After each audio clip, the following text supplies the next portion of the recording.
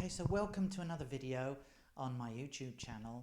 I'm Carl Pereira and my website is more-selfesteem.com, and basically today I'd like to talk about something which is really important in self-improvement, your inner critical voice. So first of all, let's start off by talking about what exactly is that inner critical voice. Well, I'm sure that you know what I mean when I talk about that really critical voice that you sometimes hear in your head. Does it really put you off when you need to do something challenging, something new, something maybe you're slightly afraid of? You know, basically, if you have to go out of your comfort zone, that inner critical voice, sometimes also referred to as an inner judge, can be very, very harsh indeed. And if you're not careful, it can stop you from moving forward in terms of your social life, your professional ambitions, and normal daily life, actually, because you need to be sociable. We are sociable animals, and you need to confront your demons sometimes. You need to step where you haven't gone before. Let's say you need to give a presentation. Well, that inner critical voice is most unwelcome because it really, really stops you, it discourages you, and it really can hurt your confidence if you let it.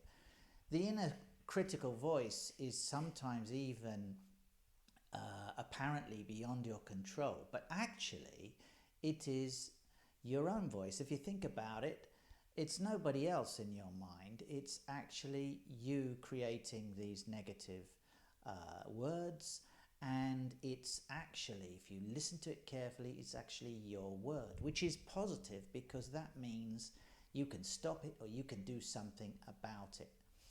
Alright, so what can you actually do about your inner critical voice?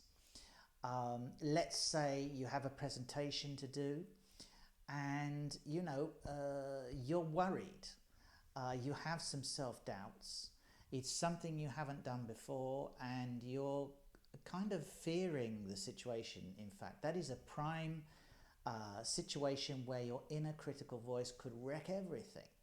So what can you actually do? Well, let's now talk about, actually, first of all, let's talk about the effects that this inner critical voice can actually have on you. Well, if you need to perform in a certain situation, for example, I have taught a lot, and I will never forget the first time I went into a classroom and I had to confront 20 teenage students, and I can't tell you how afraid I was. And for sure, that inner critical voice was talking to me both before and during, my performance. Because let's face it, a social gathering or a social event is actually a performance, and you can actually feel like you're trying to perform. Well, get that out of your mind for a start. What you want to do is you want to ask yourself the question, how can I actually perform better? And you cannot immediately expect that you're going to get rid of that voice. But if you don't somehow learn to control it, then it can make you feel shy, it can make you blush, it can make you panic, it can wreck your social life, it can stop you from trying anything new and therefore from developing into a social and successful person, be it in your personal life or in work. So just imagine in work, we have to be very sociable in most jobs. We have to give presentations. We have to be very, very positive and confident to get the job in the first place. So the inner critical voice can really destroy your motivation, and it can really, really make you self-conscious. Okay, so what can you do now to overcome the effects of this inner critical voice? Well, as I said before, the inner critical voice is actually your voice. So you should really be able to have some control over it, right? But it's easier said than done because one, it may be a lifelong habit. And number two, you may actually be doing it quite unconsciously. This means, you're not physically thinking about what to say. You just hear the words almost as if it's coming from somewhere else. That negative self-talk, which I've spoke about quite a lot on my website too. You might want to visit a link that I'll put down there to an article about self-talk itself, where there's a lot more details about this. That self-talk seems to be coming from outside you, but believe me, it's you. So how do you overcome it? The first thing you should do is you should challenge it. If, let's say, you're in a situation where you're on the spot and, for example, when I was teaching, the voice came up and said something like, "You're not qualified enough to do this." Even though I had taken exams and everything. You haven't got the experience. Are the students thinking negative things about you? Are you really presenting well? All these kind of negative self-doubts can creep in. So the first thing you can do is to challenge that voice. Don't accept, of course, everything it says, every negative comment it makes. Challenge those comments and put them in perspective, and don't automatically accept that the negative things it says are true. So challenge it.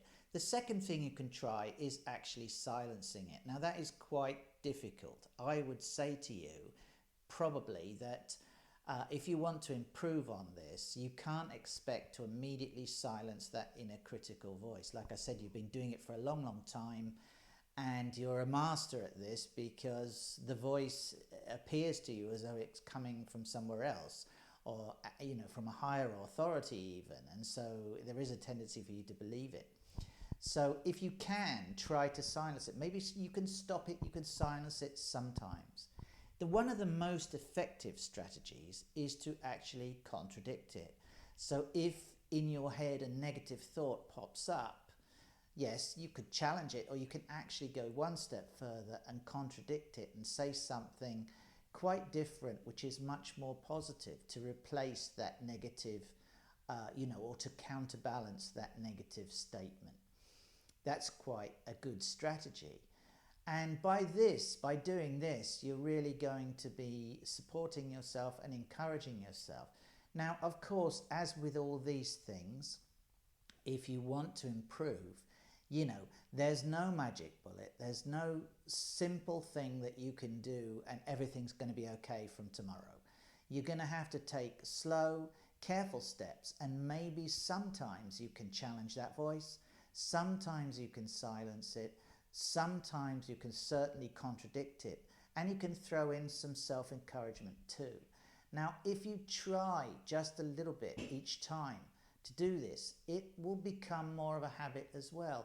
And, I'm not saying that this is going to solve all your problems in terms of self-help, self-esteem, confidence and everything, but it's certainly going to go a long way to helping. So if you haven't already, please subscribe to this video. Subscribe to my YouTube channel.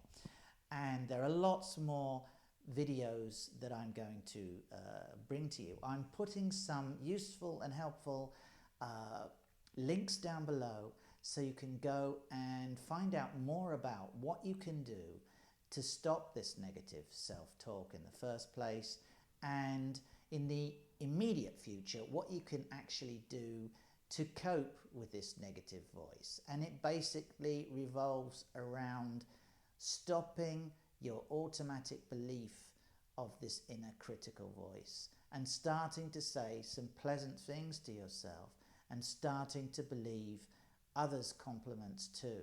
And that's for another video. But I'd like to sign off now, Thanks for watching. Your presence here is always welcome, and I really am glad to have you here. Please put your comments down below if you have any questions for me, and I'll go into more detail. See you. Bye.